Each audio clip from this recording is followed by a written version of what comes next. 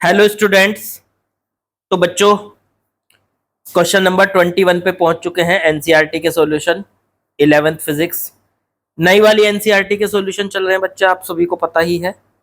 आगे बढ़ाते हैं जरा इनको। क्वेश्चन नंबर 21 में क्या बोला है? Read each statement below carefully and state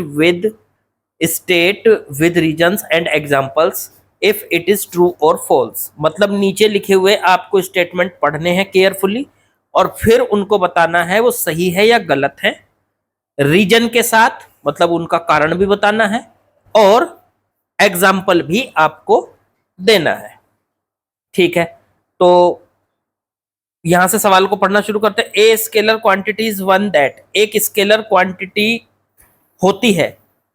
पहला statement is conserved in a process, मतलब एक स्केलर क्वांटिटी किसी भी प्रोसेस में कंजर्व रहती है।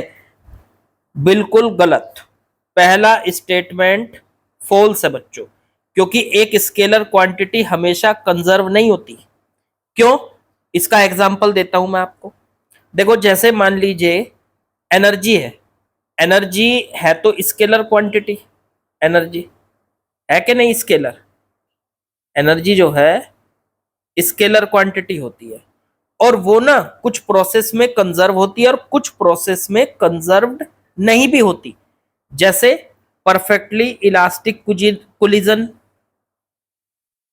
परफेक्टली इलास्टिक कोलिजन में तो वो कंजर्व होती है, लेकिन अगर आप परफेक्टली इनइलास्टिक कोलिजन में कहोगे, इन इलास्टिक कोलिजन में वो कंजर्व नहीं होती, नॉट कंजर्व्ड। तो देखो, एक क्वांटिटी है ऐसी एनर्जी जो कि स्केलर है। ठीक है, तो इन्होंने कहा था, पहला स्टेटमेंट दिया था कि स्केलर क्वांटिटी हमेशा कंजर्व रहती है, लेकिन ऐसा तो नहीं है भाई। इन्होंने कहा था कि scalar quantity is conserved in a process. Scalar quantity process, किसी प्रोसेस में या एक प्रोसेस के अंदर कंजर्व रहती है। ये बात गलत है, ये बात बिल्कुल गलत है। स्केलर क्वांटिटी किसी प्रोसेस के अंदर ऐसा भी हो जाता है कि कुछ प्रोसेस में तो कंजर्व रहती है और कुछ प्रोसेस में कंजर्व ना हो। ठीक, चलो बी स्टेटमेंट पढ़ते हैं। Can never take negative value, मतलब स्केलर क्वांटिटी की वैल्यू कभी भी नेगेटिव नहीं हो सकती। ये भी गलत है, ये भी फॉल्स है। वर्क एक ऐसी क्वांटिटी है, देखो वर्क क्या है? वर्क एक स्केलर क्वांटिटी है, स्केलर क्वांटिटी है। और वर्क जो है ना, नेगेटिव और पॉजिटिव दोनों तरीके का हो सकता है, जबकि इन्होंने कहा था कि स्केलर क्वांटिटी कभी नेगेटिव नहीं हो सकती। तो ये तो बात गलत हुई ना। वर्क देखो पॉजिटिव भी हो सकता है या वर्क नेगेटिव भी हो सकता है, इसलिए दूसरा स्टेटमेंट भी हमारा गलत है। अब आगे बढ़ते हैं, सी पार्ट की बात करते हैं। इस scalar quantity must be dimensionless, जो स्केलर क्वांटिटी होती है वो डायमेंशन लेस होती है, मतलब उसकी कोई डायमेंशन नहीं होती। ये भी बिल्कुल गलत है।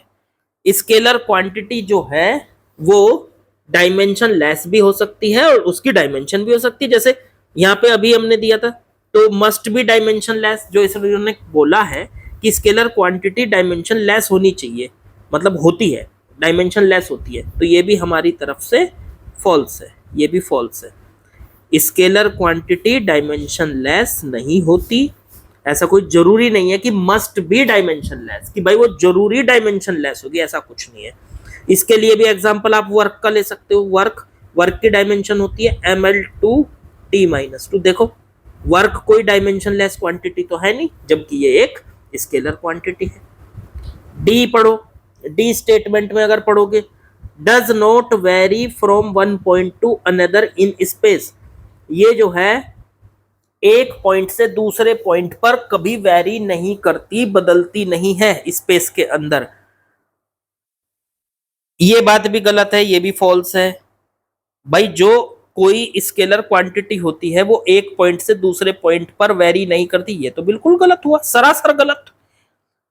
इसके लिए भी आप एग्जांपल यही ले सकते हो कि वर्क जो है इस पॉइंट तक पहुंचने में, मान लो एक पॉइंट तक पहुंचने में वर्क हमने किया 10 जूल, और दूसरे पॉइंट तक जाने में वर्क किया 20 जूल, तीसरे पॉइंट तक जाने में वर्क किया 30 जूल। देखो क्वांटिटी लगातार, ये जो वर्क है ये लगातार बदलती जा रही है पॉइंट टू पॉइंट। तो इसलिए ये भी स्टेटमेंट आपका गलत है कि स्पेस में स्केलर क्वांटिटी एक पॉइंट से दूसरे पॉइंट तक जाने पर नहीं वेरी करती, ये बिल्कुल गलत बात है। ई पढ़ो। Has the same value for observer with different orientation of axis. इसकी जो वैल्यू होती है वो सेम रहती है डिफरेंट ओरिएंटेशन ऑफ एक्सिस में। हाँ ये बात सही है, ये बात ट्रू है। अगर हम इसी को देखें, वर्क से ही देख लो, चाहे हम कहीं से भी उसको खड़े होकर देख लें, इसकी वैल्यू जो है वो सेम रहती है, वो different different orientation of axis में। जैसे मास एक ऐसी क्वांटिटी है, या फिर ले लो आप डेंसिटी एक ऐसी क्वांटिटी है। ये सब स्केलर क्वांटिटी हैं और इनको आप कहीं से भी खड़े होकर देख लो भाई, एक्स एक्सिस पे खड़े होकर देख लो, कार के अंदर बैठ के देख लो, कार से बाहर निकल के, कार चलती हुई कार से देख लो। इसको मास, किसी बॉडी का मास अगर 10 केजी है तो वो 10 केजी ही रहेगा। तो कहीं से भी आप इसको खड़े होकर देख लो, किसी बॉडी का मास चेंज नहीं होता, ठीक है ना। तो ये एक स्केलर क्वांटिटी है, और देखो अलग अलग ओरिएंटेशन में भी जाने के बाद इसकी वैल्यू चेंज नहीं हो रही, इसलिए ऑप्शन क्या, स्टेटमेंट ई जो है हमारा वो ट्रू है। वो ट्रू है कि has the same value for observers with different orientation of axis. मेरे ख्याल से आप लोगों को बच्चों समझ में आ गया होगा, बड़ा ही इजी सा क्वेश्चन था। और बाकी कल मिलते हैं, लाइक शेयर सब्सक्राइब कमेंट, कल मिलते हैं बच्चों।